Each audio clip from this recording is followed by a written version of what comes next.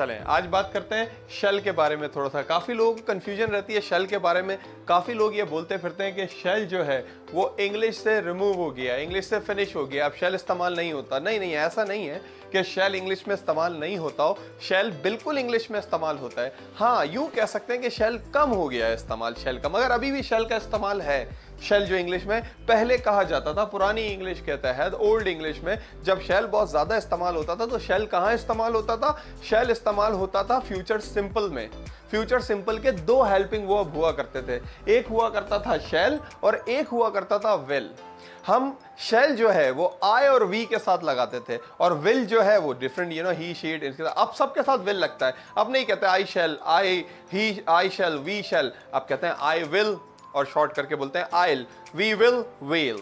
तो इस तरह तो शेल इरेडिकेट हो गया है, फिनिश हो गया है, रिमूव हो गया, एलिमिनेट हो गया है फ्यूचर सिंपल से, मगर अभी भी शेल का इस्तेमाल काफी है इंग्लिश में। मैंने खुद ब्रिटिश से सुना, इंग्लिश स्पीकर से, नेटिव स्पीकर से सुना, एक दिन में कॉन्वर्सेशन में इतनी ज्यादा दफा सुना शेल। कहां सुना ये बात करते हैं, मतलब किस सेंटेंस के लिए सुना शेल ये बात करते हैं। सबसे पहले तो एक शेल की छोटी सी डेफिनेशन है जो हर जगह मेंशन है। The modal verb shall is not used much nowadays. जो मैं बात कर रहा था पहली लाइन में लिखा हुआ है कि शेल जो है अब ज्यादा इस्तेमाल नहीं होता है इंग्लिश में, फिर भी it may still found in formal speech और सम लीगल डॉक्यूमेंट। अभी भी एक फॉर्मल स्पीच में और लीगल डॉक्यूमेंट्स में जरूर इस्तेमाल होता है। कहने का मकसद ये है कि कॉन्वर्सेशन में बहुत कम हो गया हो, फिर भी आप देखेंगे लीगल डॉक्यूमेंट्स में ये मौजूद है। और जहां भी फॉर्मल सिटिंग हो रही होगी, फॉर्मल सिटिंग, फॉर्मल स्पीच दी जा रही होगी, फॉर्मल बात की जा रही होगी, वहां पे आप देखेंगे स्पोकन और रिटन दोनों में आप शेल को जरूर देखेंगे वहां पे। उसके अलावा the most common use of shall in everyday English is offer and suggestion. अच्छा, अब मैं क्लियर कट बात करता हूं कि भाई शेल फ्यूचर सिंपल से तो रिमूव हो गया है मगर इंग्लिश में अभी भी मौजूद है। तो आप कहते हैं सर इंग्लिश में अगर मौजूद है तो किस चीज के लिए इस्तेमाल होता है? इंग्लिश में मौजूद है और शेल अगर एक अल्फाज में कहूं तो ऑफर के लिए इस्तेमाल होता है, सवाल के लिए इस्तेमाल होता है।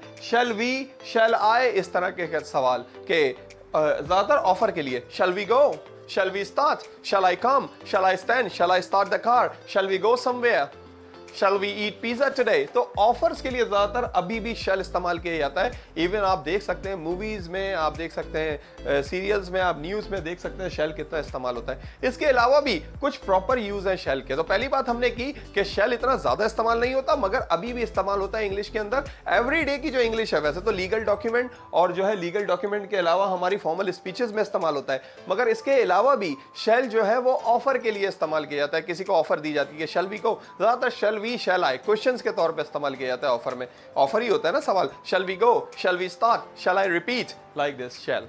इसके अलावा भी कुछ और यूजेस हैं शेल के, जैसे सबसे पहले लिखा हुआ है सजेशंस। सजेशंस के लिए भी shall I get pizza tonight, क्या हमें पिज्जा खाना चाहिए आज? गेट का मतलब है खाना चाहिए, लाना चाहिए। एक तो अमेरिकन की आदत है जहां उन्हें कोई वोकैबुलरी नहीं आती या बहुत सारे इंग्लिश में जहां वोकैबुलरी नहीं आती वहां गेट लगा दिया जाता है। I have understood your lecture, I have got your lecture. I have received your SMS, I have got your SMS. इस तरीके से बड़ी जगह पे police has arrested the thief, police has got the thief. Like this people say, okay? So for suggestion also, इसी तरीके से जो अभी हम बात कर रहे थे ऑफर्स के लिए भी इस्तेमाल किया जाता है। The bags are so heavy, shall I carry the bags for you? Okay? Offer दी जा रही है ना। Shall we start the party? Shall we start learning this lecture? Shall we start using the shall? क्या हमें shall use करना चाहिए? Of course, yes. We should use the shall. हमें इंग्लिश में shall जरूर यूज करना चाहिए ऑफर्स के लिए। अच्छा, हम इस shall की जगह दूसरी चीजों का इस्तेमाल करते हैं। हाँ भाई, वो भी हो सकता है, can है, should है, हम should का इस्तेमाल करते हैं इसकी जगह बहुत जगह ऑफर के लिए। Should we go? Should I come? So shall I come भी हो सकता है भाई, shall I come भी हो सकता है। मैंने नेटिव स्पीकर से सुना ये बात। ओके, फिर इंस्ट्रक्शन के लिए भी हम लोग जो है ना शेल इस्तेमाल करते हैं और प्रोमिसेस के लिए भी हम लोग जो है ना शेल इस्तेमाल करते हैं। You will be the first person I shall tell you, और लाइक दिस, प्रोमिसेस के लिए भी। प्लस कन्फर्मेशन के लिए भी शेल इस्तेमाल किया जाता है। बहुत ही कंफर्म करते हैं जब बात को, फैक्ट बात की जा रही होती है, ओके, जब फैक्ट बात की जा रही हो, कंफर्म की जा रही हो कोई चीज। Now wait and watch, we shall surprise you, confirmation की जा रही थी ना, फैक्ट की बात की जा रही थी, वी शैल सरप्राइज यू। तो ऑल इन ऑल बात ये है, शेल पे ये 2 मिनट का वीडियो मैंने इसलिए बनाया ताकि आपको पता चले कि शेल का इस्तेमाल कम तो हो गया है, मगर अभी भी फॉर्मल स्पीचेस में, लीगल डॉक्यूमेंट्स में बहुत ज़्यादा इस्तेमाल होता है। शैल ज़्यादातर ऑफर के लिए, सजेशंस के लिए, प्रोमिसेस के लिए और कंफर्मेशन के लिए इस्तेमाल होता है फॉर्मल स्पीचेस में। Shall we start? Shall we learn this lecture now?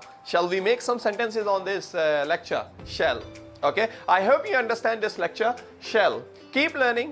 Shall. Keep speaking. Shall. There are many uses. There are many more uses of shall. The best one is offer.